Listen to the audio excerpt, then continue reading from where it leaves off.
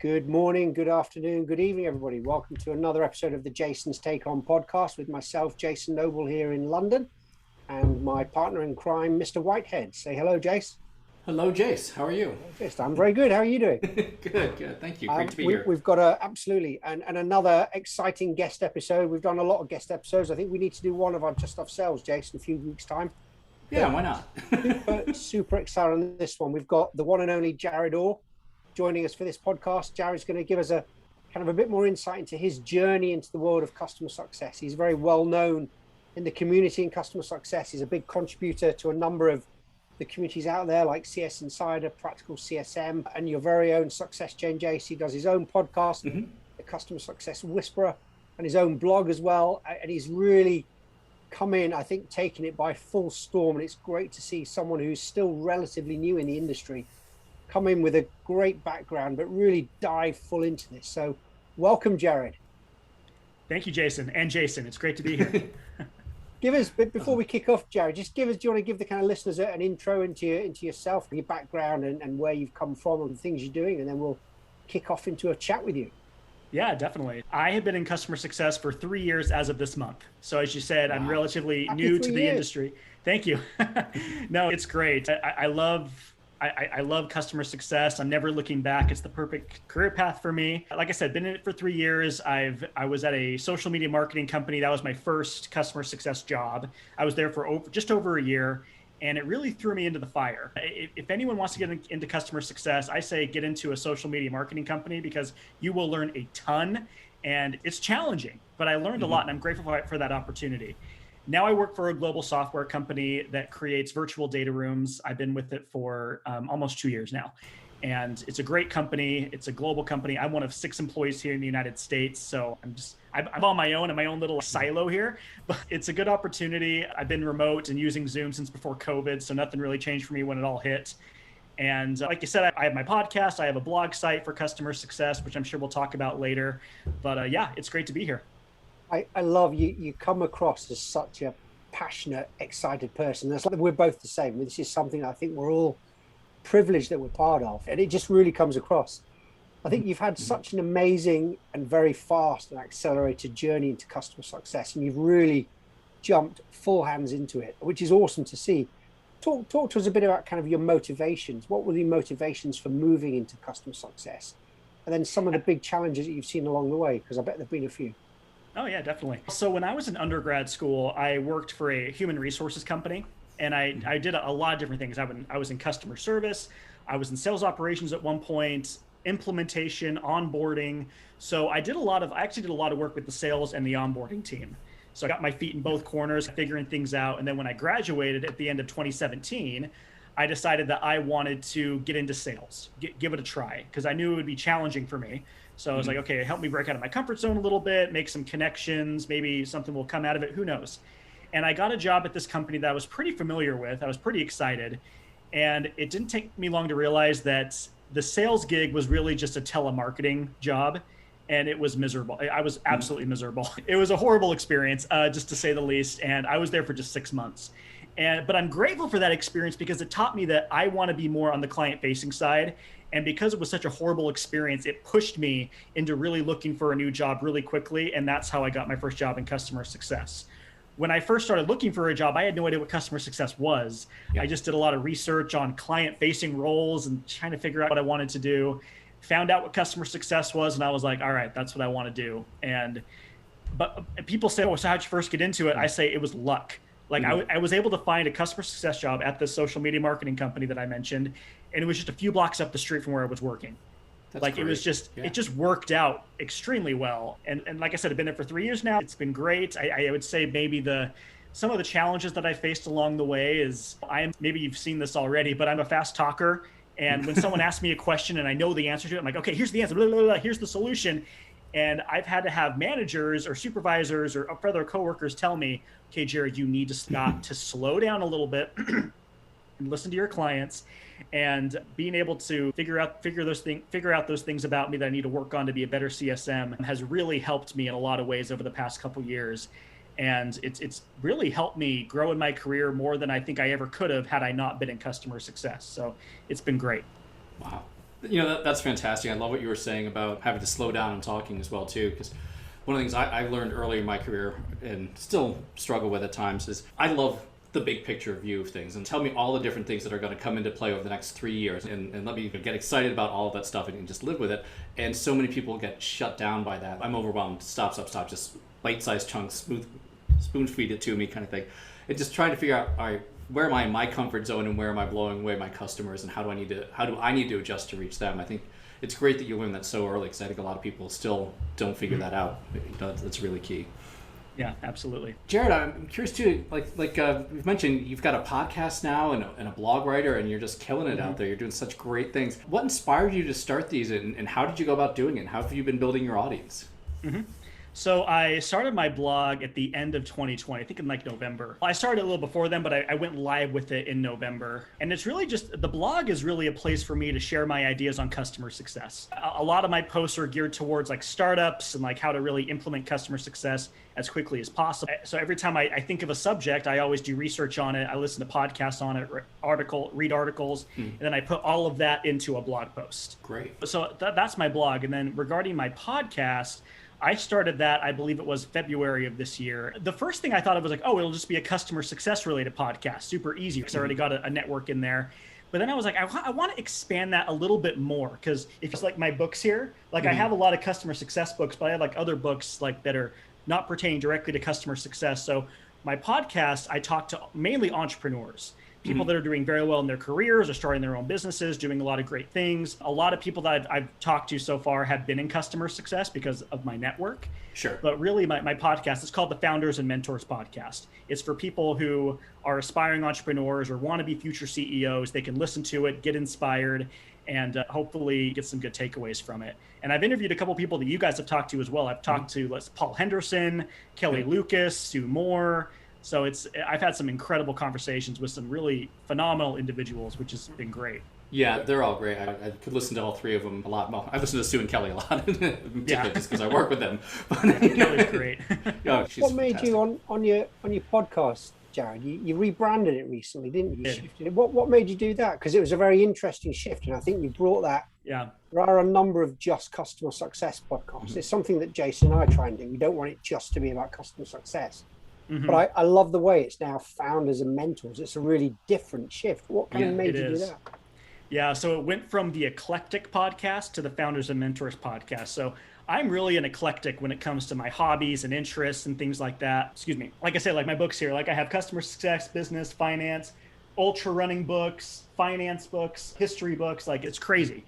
So I'm like, I just want to talk to a ton of different people with different ideas about a ton of different things.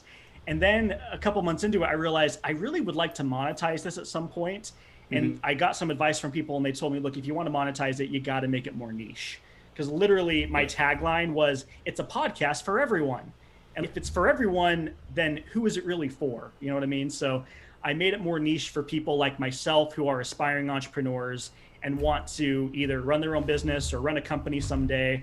And I gear I still talk to a variety of people, but I gear all of my conversations towards what are you doing to make your dreams a reality? What are you doing to run your own company? Or what have you done in your career that's gotten you to this point? Things like that. And it's been a good shift so far. That's great. So what's been some of the best career nuggets you've picked up from all the people you've spoken to? Honestly, like it's crazy.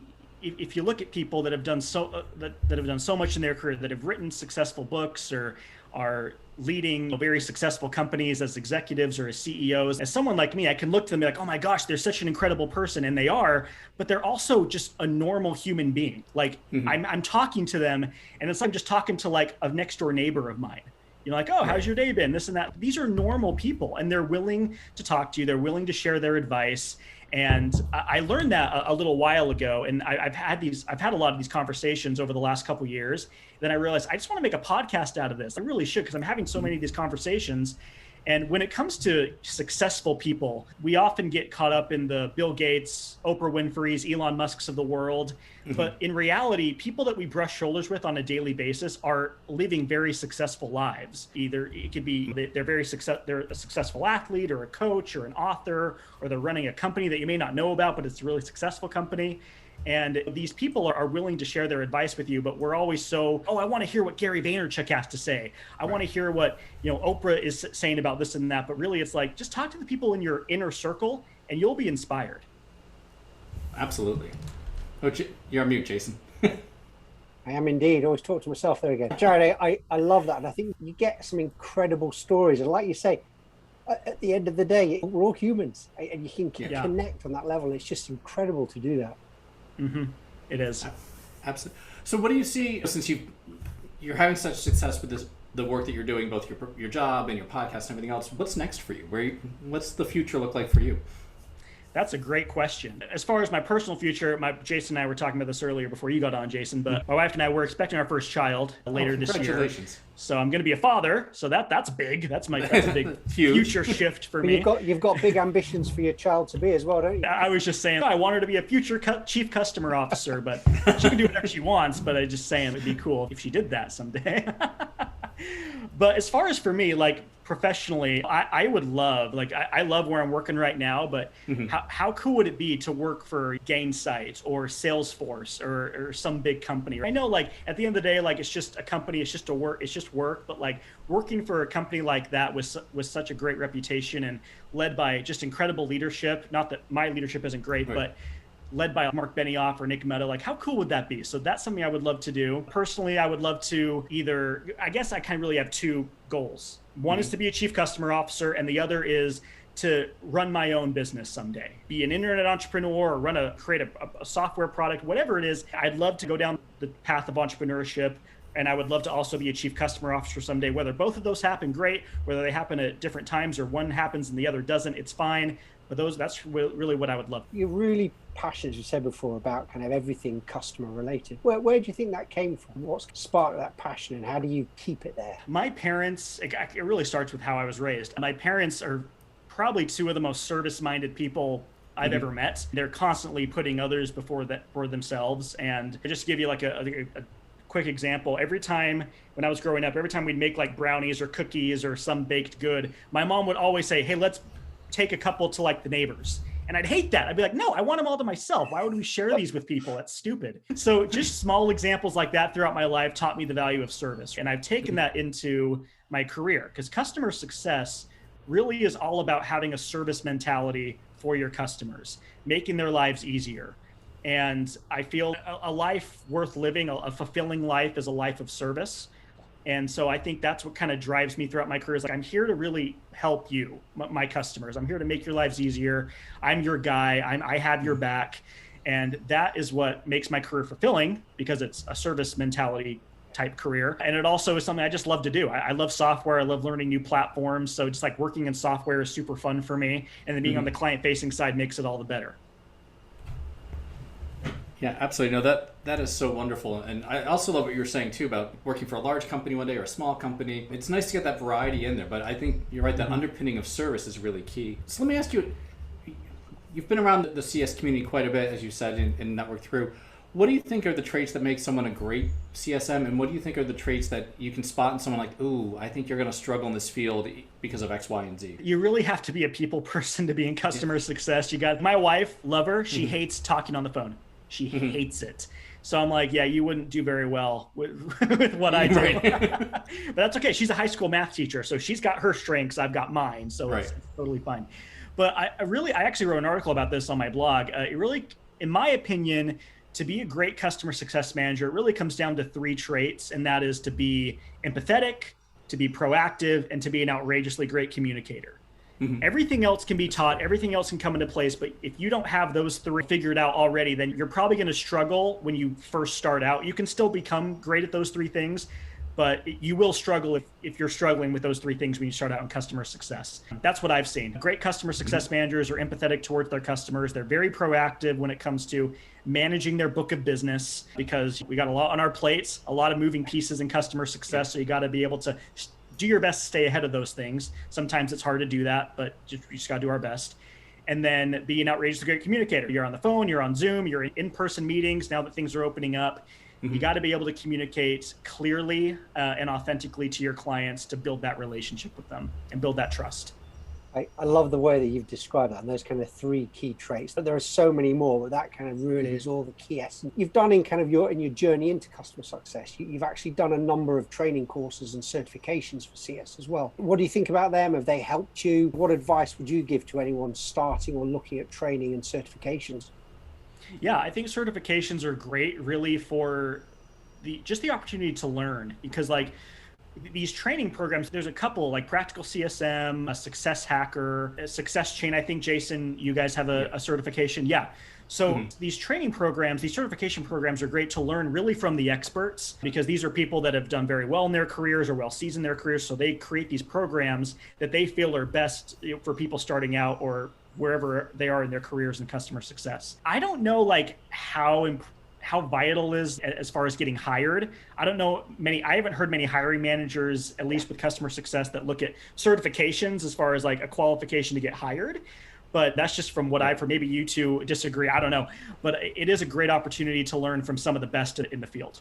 I think you've hit the nail on the head there as well. And I think there aren't many organizations looking at them. But one of the reasons I think is because it's still quite new.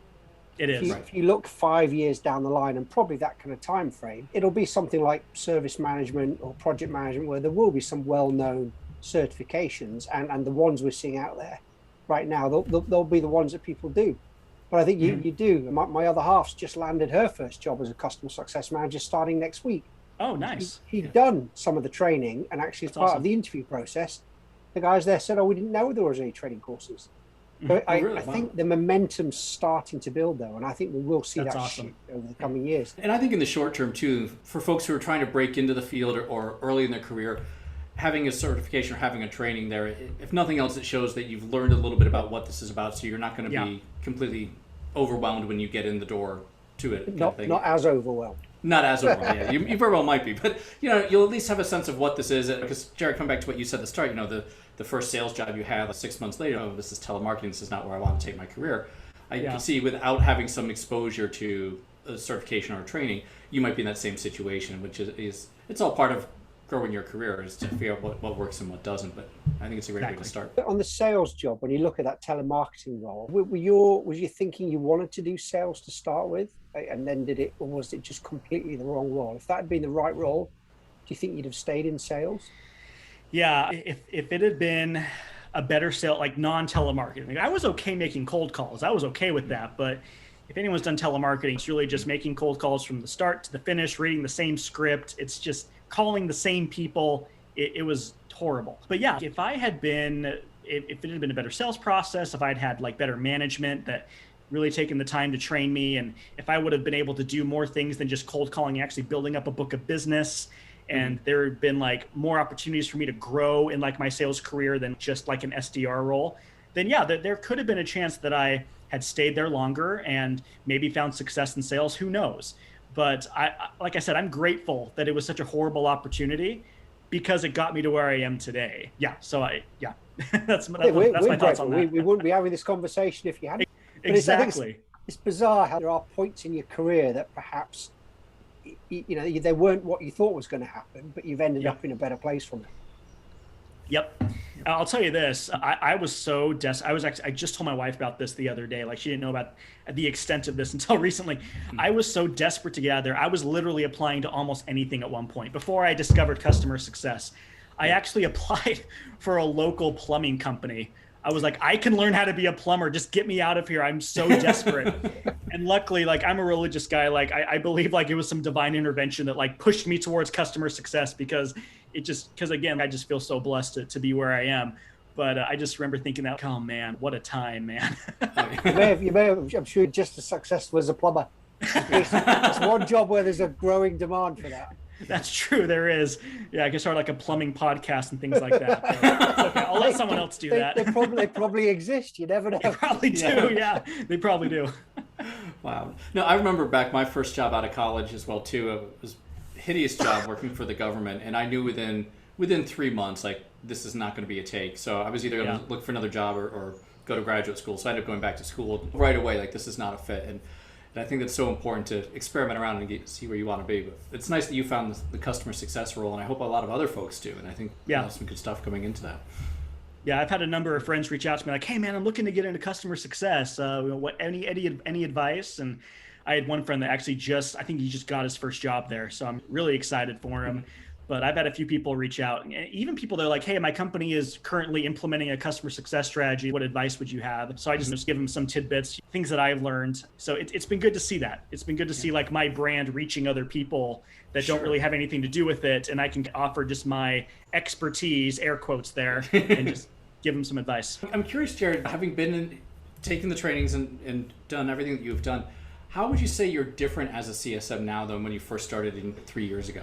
What's changed over the course of all this, and how would you show up differently with customers? Like I mentioned earlier, I've learned how to just slow down and really hear my customers out. Or I also don't get too defensive when customers, really start attacking either the company or the product or me. It's so easy to get so defensive on those things, and I've learned to just hold back and just really do my best to hear the customers out when they're complaining or having difficulties and things like that. So I think that's been the biggest way I've changed. I've also just been able to plan a lot better. I've learned how to identify pain points before they really become pain points. I've learned how to prepare myself for things like QBRs or renewal calls, things like that. I just things to prepare for because of mistakes that I made in the past. Like, okay, I don't want to make that mistake again, so I'll do it differently now.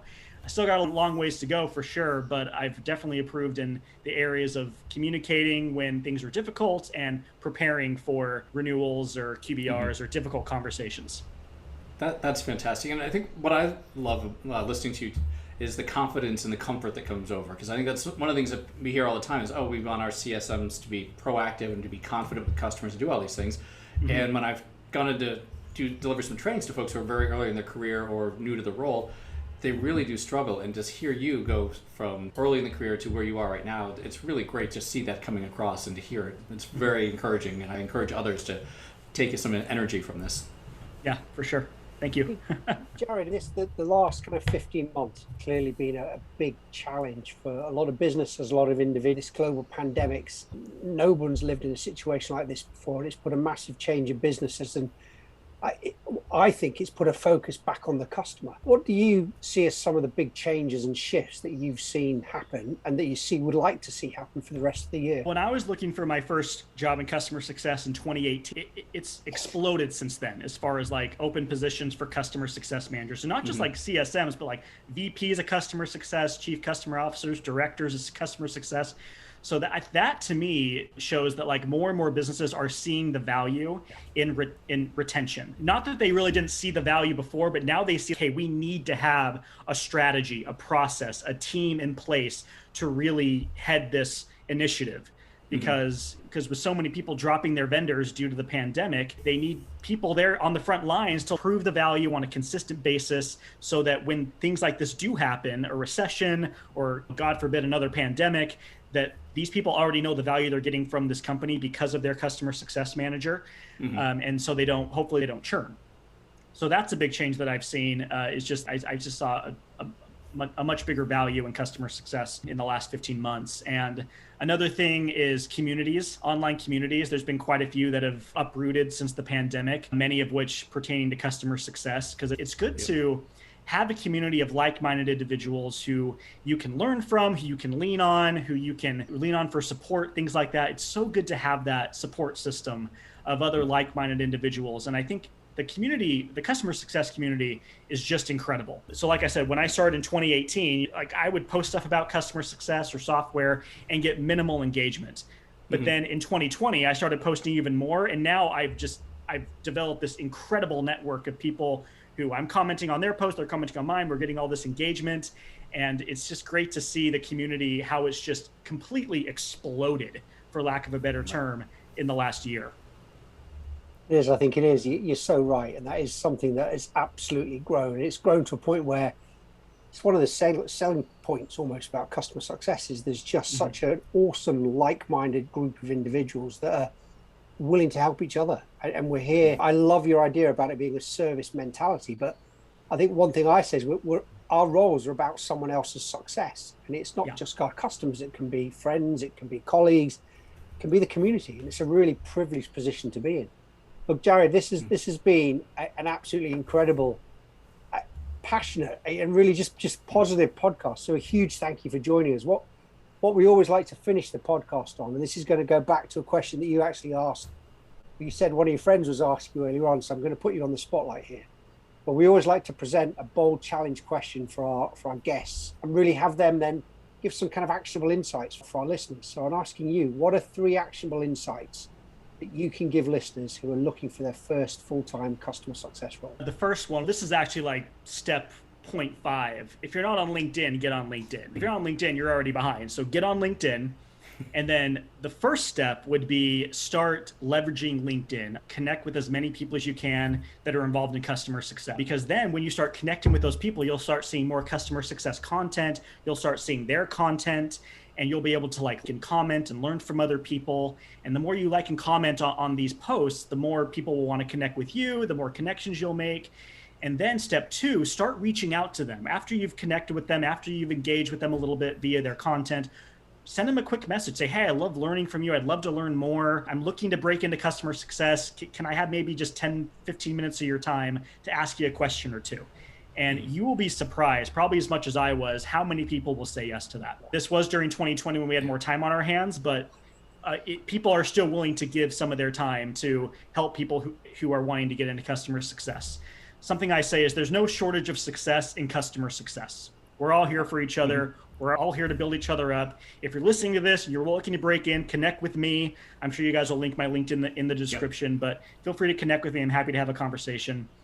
And then step 3, so step 1, leverage LinkedIn, connect with people. Step 2, reach out to people after you've connected with them and engage with them.